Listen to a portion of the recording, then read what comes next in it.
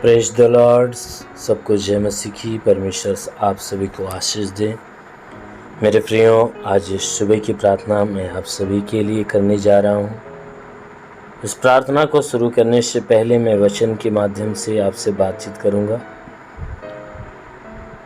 और इस वचन के दौरान परमेश्वर आपके जीवन में बहुत आशीष देगा। इसलिए आइए वचन को देखते हैं। उत्पत्ति की पुस्तक अध्याय 28 वचन 15 को देखेंगे। उत्पत्ति अध्याय 28 वचन 15। आइए देखें। और सुन, मैं तेरे संग रहूँगा और जहाँ कहीं तू जाए वहाँ तेरी रक्षा करूँगा और तुझे इस देश में लौटा ले आऊँगा। मैं अपने कहे हुए को जब तक पूरा न कर लूँ, मैं अपने कहे हुए को जब तक पूरा न कर लूँ तब तक तुझको न छोड़ूंगा। आमीन, हालेलुया। मेरे प्यारे भाई बहनों, यहाँ परमेश्वर का वचन हमें बताता है, जिसमें परमेश्वर का वचन हमसे कहता है, वो परमेश्वर जो स्वर्ग में बैठा है वह कह रहा है, हे मनुष्य की संतानों सुनो। वो कहता है, सुन, मैं तेरे संग रहूंगा और जहां कहीं तू जाए वहां तेरी रक्षा करूंगा। कहता है, मेरी बात को सुन ले। हे मनुष्य की संतान, तू मेरी बात को सुन कि मैं तेरे संग संग रहूंगा। वो परमेश्वर कहता है कि मैं तेरे साथ साथ रहने वाला हूं और तू जहां कहीं भी जाएगा ना, वहां मैं तेरी रक्षा करूंगा। सच में हमारा परमेश्वर हमारे रक्षा करने के लिए 24 घंटे तैयार रहता है। क्यों? क्योंकि ये बाइबल बताती है कि वो हमारा रक्षक है। वो हमारे प्राण की रक्षा करता है, हमारे जीवन की रक्षा करता है, हमारे जीवन के हर क्षेत्र में वो हमारी रक्षा करता है। इसीलिए कहता है कि तू मेरी बात को ध्यान से सुन। मैं तुझसे अलग रहने वाला नहीं, परंतु तेरे साथ रहने वाला, तेरे संग रहने वाला हूँ। और तू जहाँ जहाँ जाएगा मैं तेरी रक्षा करूँगा। कहीं भी जाएगा, किधर भी जाएगा, कोई दुख आएंगे, विपत्ति आएंगी, परेशानी आएंगी, समस्या आएंगी, कहता है मैं तेरी रक्षा करने वाला हूँ। कहता है इतना ही नहीं, कहता है और तुझे इस देश में लौटा ले आऊंगा।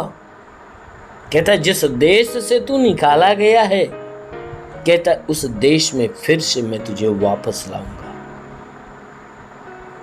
कहता है जिस देश से तू निकाला गया है। मेरी प्यारे भाई बहनों, ये बातें मनुष्य के जीवन में कई बातों को प्रकट करती हैं। जैसे उत्पत्ति के समय मनुष्य कहाँ से निकाला गया? अदन के बगीचे से, जो दूसरा स्वर्ग कहलाता है। किस कारण से निकाला गया? पाप के कारण, कि उसने परमेश्वर के विरुद्ध पाप किया। और जब बाइबल बताती है कि जब अंत का समय आएगा, मनुष्यों का न्याय होगा, उस समय मनुष्य फिर से स्वर्ग के जीवन को प्राप्त करेगा। कौन से लोग प्राप्त करेंगे? जो धर्मी होंगे, परमेश्वर की सुनने वाले, मानने वाले। तो इसीलिए परमेश्वर कहता है, सुन, जिस देश, कहता है कि तुझे इस देश में लौटा ले आऊंगा। यानी जिस देश से तू निकाला गया उस देश में फिर वापस तुझे लौटा ले आऊंगा। कैसे? कि जब हम और आप परमेश्वर की सुनेंगे, मानेंगे, तो परमेश्वर की दया और करुणा हमारे ऊपर उतरेगी और परमेश्वर हमारे गुनाहों को माफ़ करेगा। और जब गुनाहों को माफ़ करेगा तो हम उसके लायक ठहरेंगे। जब उसके लायक ठहरेंगे तो हमें कहाँ ले जाएगा? अपने राज्य में प्रवेश कराएगा। आमीन, हालेलुया। इसलिए कहता है कि मैं अपने कहे हुए को जब तक पूरा न कर लूं तब तक तुझको नहीं छोड़ने वाला। कहता है कि हे मनुष्य की संतान सुन ले, मैं अपनी बातें जो तुमसे कह दिया है, मैं जब तक उस बातों को पूरा न कर दूं तब तक तुझे छोड़ने वाला नहीं। तो सच में हमारा परमेश्वर जो कहता है अवश्य है कि वह पूरा करता है। बाइबल कहती है ये धरती टल सकता, आकाश टल सकता, लेकिन उसके जुबान का निकला हुआ जो शब्द है उसका एक बिंदु भी बिना पूरा हुए नहीं टल सकता। इसीलिए मेरे प्यारे भाई बहनों, जैसा बाइबल कहती है कि जो वह कहता है अवश्य करता है, तो परमेश्वर ने जो कहा है अवश्य है कि वह पूरा करेगा। अवश्य है कि हमें फिर से उस देश में लौटा ले आएगा जिस देश के हम निवासी हैं। कहता है वचन कि उस देश में वह लौटा ले आएगा। तो सच में हम फिर से परमेश्वर के राज्य में प्रवेश करेंगे, फिर से स्वर्ग के राज्य में जाएंगे। कब जाएंगे? जब हम परमेश्वर की इच्छा पर चलेंगे और परमेश्वर हमारे संग चलेगा, हमारे पापों को मिटाएगा और हमें अपने राज्य में प्रवेश कराएगा। हालेलुया। इसलिए आइए आंखों को बंद करें। मैं आप सभी के लिए दुआ प्रार्थना करने जा रहा हूँ। इस प्रार्थना के द्वारा प्रभु आपके जीवन में बड़ी उन्नति की आशीष देगा।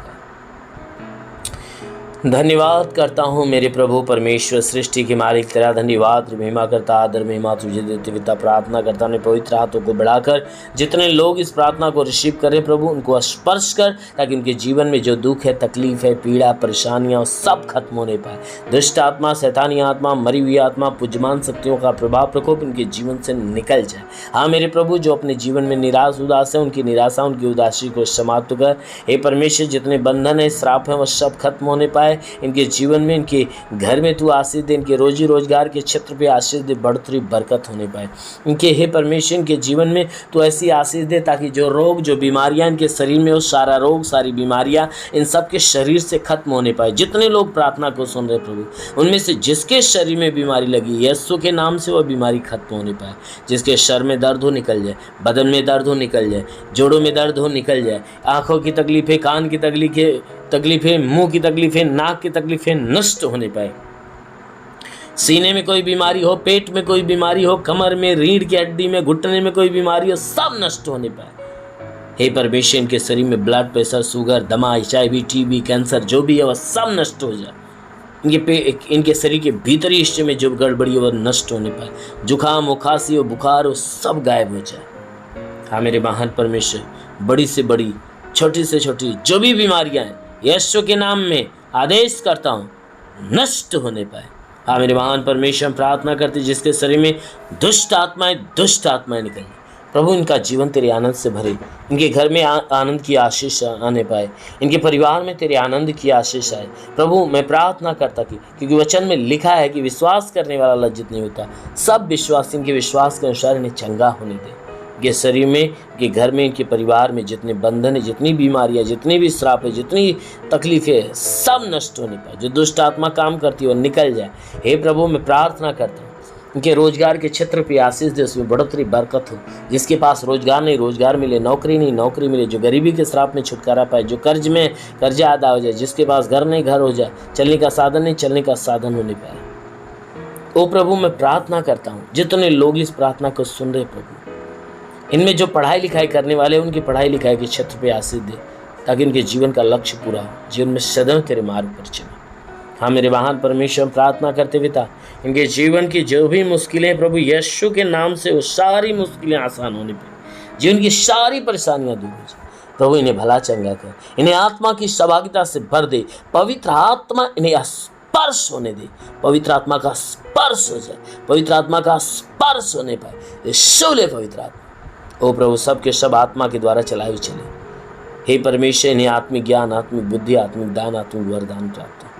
पवित्र आत्मा के भारी सामर्थ्य के द्वारा सब के सब परिपूर्ण हो जाए। इनका जीवन प्रभु तेरे आनंद से भर जाए। हाँ मेरे महान पिता, प्रार्थना करते हुए तेरा साथ इन सब के साथ हो, तेरा हाथ इन सब के सर पे बना रहे, अनुग्रह शांति से भर दे प्रभु। यीशु के महान नाम में मांगते हैं, आमेन।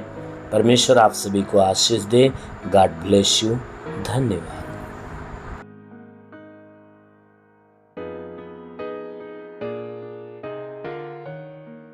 इस वीडियो को लाइक करें, हमारे चैनल को सब्सक्राइब कर बेल आइकन जरूर प्रेस करें हमारी लेटेस्ट वीडियो सबसे पहले देखने के लिए।